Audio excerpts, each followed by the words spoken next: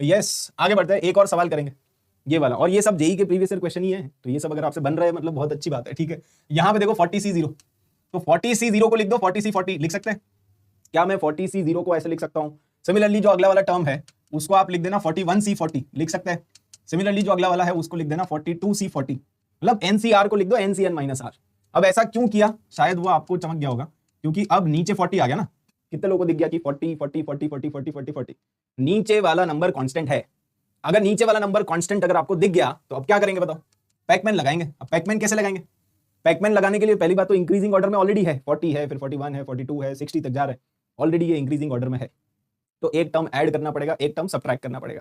अब यही तो मैं आपको समझा रहा हूं कि हर बार ऐड और सब्ट्रैक्ट नहीं करना होता है, कभी कभी थोड़ा चालाकी भी करनी होती है, कुछ ना कुछ करके आपको पैकमैन बनाना है, राइट। तो आप क्या करोगे, 40C40 का वैल्यू तो 1 होता है भाई, NCN इज ऑलवेज 1, तो इंस्टेड ऑफ 40C40 आप क्या करो, आप इसको 41C41 लिख लो। क्या ऐसा लिख सकते हैं? क्योंकि 40C40 का वैल्यू 1 होता है, 41C41 का वैल्यू भी 1 ही होता है, तो ये दोनों सेम बन गया ना। अल्टीमेट ऑब्जेक्टिव तो वही है कि ये दोनों सेम हो जाए और यहाँ पे कॉन्जिक्यूटिव आ जाए।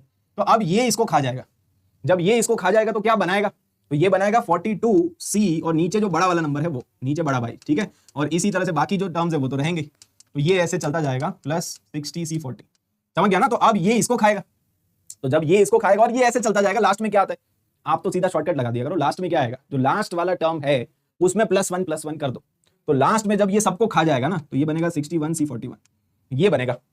और ये आपको इस फॉर्मेट में लेके आना है, तो इस फॉर्मेट में ये m/n कैसे लेके आएंगे, तो यहां पे ये वाला फॉर्मूला लगा दो कि ऊपर वाला ऊपर, नीचे वाला नीचे, और दोनों में एक एक कम। ये फॉर्मूला हमने पढ़ा था ना कि ऊपर वाला ऊपर लगा दो, नीचे वाला नीचे लगा दो, दोनों में एक एक कम कर दो।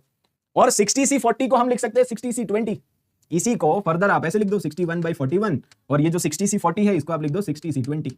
मैच कर गया ना, आपको क्वेश्चन में गिवन है कि ये आएगा m/n और 60C20, इसका मतलब m का वैल्यू 61 हो गया और n का वैल्यू 41 हो गया, तो m+n आपको पूछा जा रहा है यहाँ पे। तो फाइनल आंसर कितना आएगा, फाइनल आंसर आ जाएगा 102।